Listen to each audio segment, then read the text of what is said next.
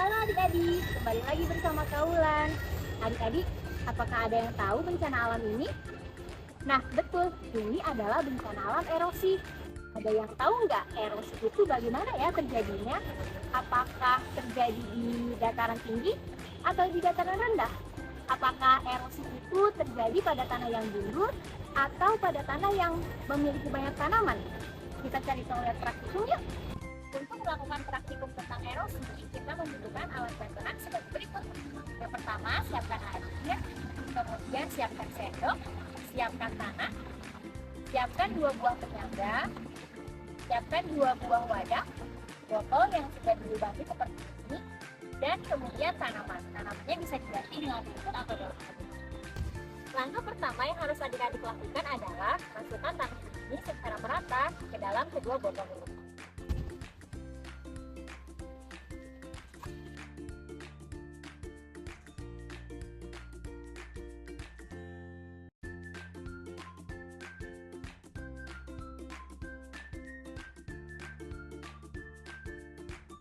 Langkah kedua, selanjutnya kita akan menanam rumputan ke dalam salah satu botol yang sudah diisi tanah tadi. Mari kita tanam. Setelah selesai, selanjutnya kita akan meletakkan kedua botol ini secara miring menggunakan penyangga. Kemudian nanti kita akan buka kedua tutup botol ini supaya air bisa mengalir dan keluar.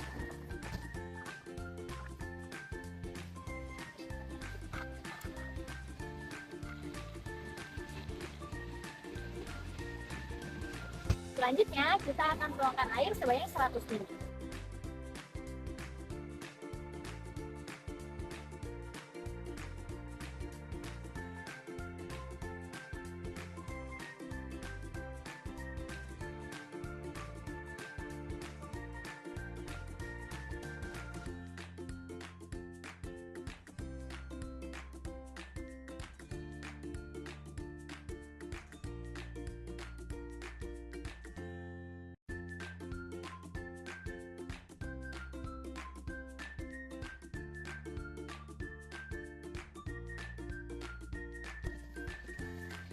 Dari hasil eksperimen ini menunjukkan bahwasanya air yang melewati permukaan tanah yang tidak ditanami oleh tanaman akan menipis tanah yang dilewati, sehingga air yang dihasilkan pun menjadi keruh.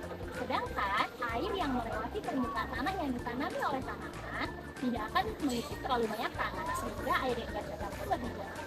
Nah, maka dari itu tanaman dan tumbuhan bisa memperlambat penipisan tanah sehingga tidak terjadi erosi. Melalui praktikum ini dapat disimpulkan bahwasanya peristiwa erosi itu akan sangat berpengaruh pada tingkat kesuburan tanah. Hal ini disebabkan karena penipisan tanah yang dilakukan oleh air akan mempengaruhi dan mengurangi unsur-unsur hara yang ada di dalam tanah. Sehingga ketika terjadi erosi, maka tingkat kesuburan tanah dan unsur hara yang ada dalam tanah akan semakin berkurang.